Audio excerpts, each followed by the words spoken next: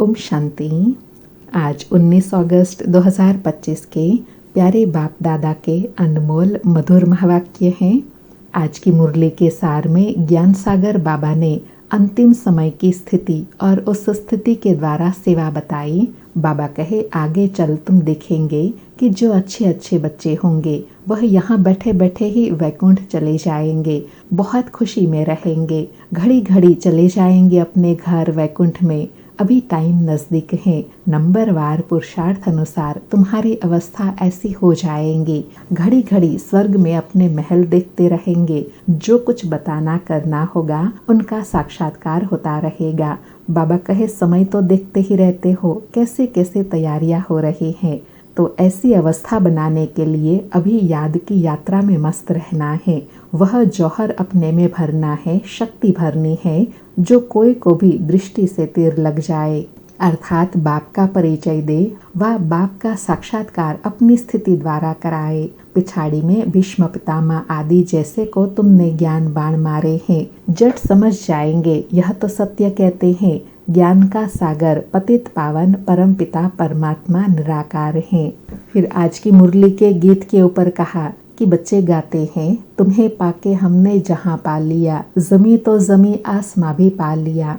तो रूहानी बच्चे इस गीत का अर्थ तो समझते होंगे। अब बेहद के बाप को तो पा लिया, बेहद के बाप से स्वर्ग का वर्षा मिलता है, जिस वर्षे को कोई भी छीन नहीं सकता, तो सदा वर्षे का नशा रहे।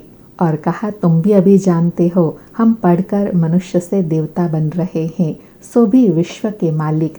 यहाँ तो है ही एक धर्म, एक राज्य, तुम्हारा राज्य कोई भी छीन नहीं सकते। सतयुग में तुमको पवित्रता, सुख, शांति सब कुछ रहता है। बाबा कहे, तो मनुष्यों के बनाए हुए गीत का अर्थ बाप बैठ समझाते हैं। अभी तुम यहाँ शांति में बैठ बाबा से वर्षा ले रहे हो, जो वर्षा कोई भी छीन नहीं सकता। और विशेष कहा कि बाप आकर सब बातें समझाई अभूल बना देते हैं। बाप तो न शरीर में आते हैं न भूल करते हैं, क्योंकि देह में आने से देह अभिमान में आ जाते हैं तो भूले करते हैं। बाबा तो थोड़े समय के लिए शरीर का आधार लेते हैं।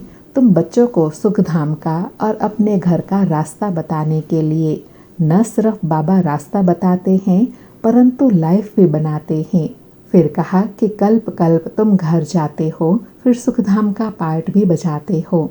बच्चों को भूल गया है, हम आत्माओं का स्वधर्म है ही शांति।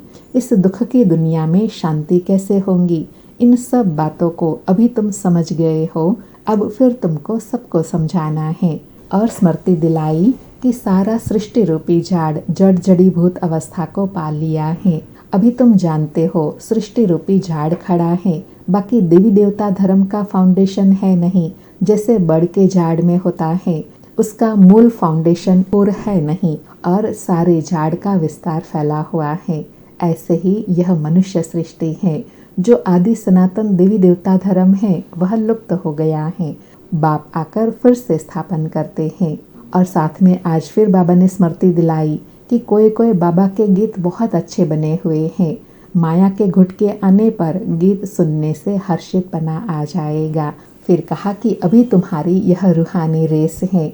बाप कहते हैं, याद की यात्रा से ही बेड़ा पार होगा, तुम इस पार से उस पार चले जाएंगे। फिर एग्जाम्पल दिया कि जैसे तारू तैराक होते हैं, स्विमर्स होते हैं, कोई बहुत तीखे होते हैं, कोई कम होते हैं, यहाँ भी ऐसे हैं। बाबा कहे, कोई कोई बच्चे दिखाते हैं, हम सारे दिन में 5 घंटा याद में रहता हूँ।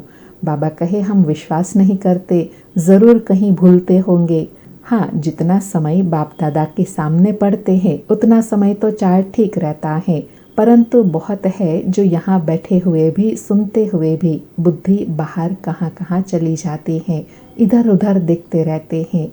इसलिए बाबा कहे, नंबर 1 आने के लिए याद का चार्ट बढ़ाना है। और लास्ट में सतयुग की स्मृति दिलाते कहा कि हर एक के जन्म और हर एक के फीचर्स अलग अलग होते हैं। यह ड्रामा का पार्ट ऐसा बना हुआ है। सतयुग में तो नेचुरल ब्यूटीफुल फीचर्स होते हैं। अब तो दिन प्रतिदिन तन शरीर भी तमो प्रधान होते जाते हैं। पहले पहले सतो प्रधान, फिर सतो रजो तमो में जाते हैं। यहाँ तो देखो कैसे कैसे बच्चे जन्म लेते हैं, क्योंकि तमो प्रधान है ना, सतयुग में तो क्लीन शेव रहती हैं, अर्थात दाढ़ी मूछ नहीं होती। नैन चैन से मालूम पड़ता है यह मेल है यह फीमेल है। आगे चल तुमको बहुत साक्षात्कार होते रहेंगे। तुम बच्चों को तो कितनी खुशी होनी चाहिए। बाबा कल्प कल्प आकर हमको राजयोग सिखलाई, मनुष्य से देवता बनाते हैं। और जो भी धर्म वाले हैं वह सब अपने अपने धर्म के सेक्शन में चले जाएंगे परम धाम। फिर कहा कि बाप आकर फिर से राम राज्य की स्थापना करते हैं। यह हार और जीत का खेल है। हार कैसे होती है? 5 विकारों रूपी रावण से। आगे पवित्र गृहस्थ आश्रम था जब लक्ष्मी नारायण का राज्य था, अब सब पतित बन गए हैं। अब बाप फिर से पवित्र गृहस्थ आश्रम बनाते हैं। यह सब समझने की बातें हैं। सुनते हैं प्यारे बाप दादा के अनमोल मधुर महावाक्य। आज बाबा कहे, मीठे बच्चे, अपने स्वधर्म को भूलना ही सबसे बड़ी भूल है। अभी तुम्हें अभूल बनना है, अपने घर और राज्य को याद करना है।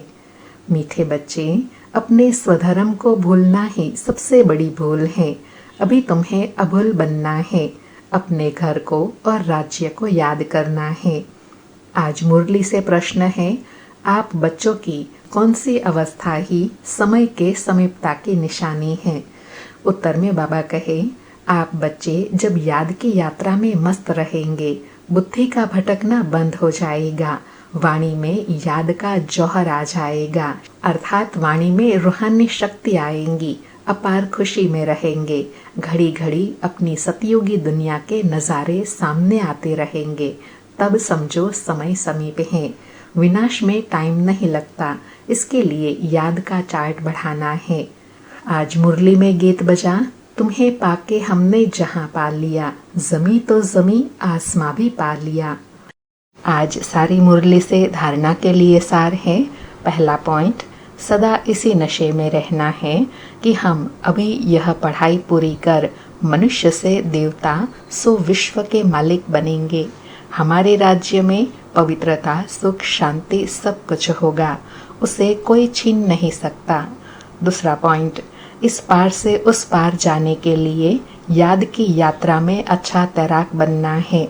माया के घुटके नहीं खाने हैं, अपनी जांच करनी है। याद के चार्ट को यथार्थ समझकर लिखना है। आज प्यारे बाबा का वरदान है, पुरुषार्थ और प्रारब्ध के हिसाब को जानकर तीव्र गति से आगे बढ़ने वाले नॉलेजफुल भव।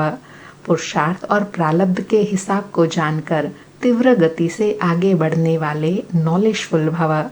स्पष्टीकरण है, पुरुषार्थ द्वारा बहुत काल की प्रारब्ध बनाने का यही समय है, इसलिए नॉलेजफुल बनकर तीव्र गति से आगे बढ़ो।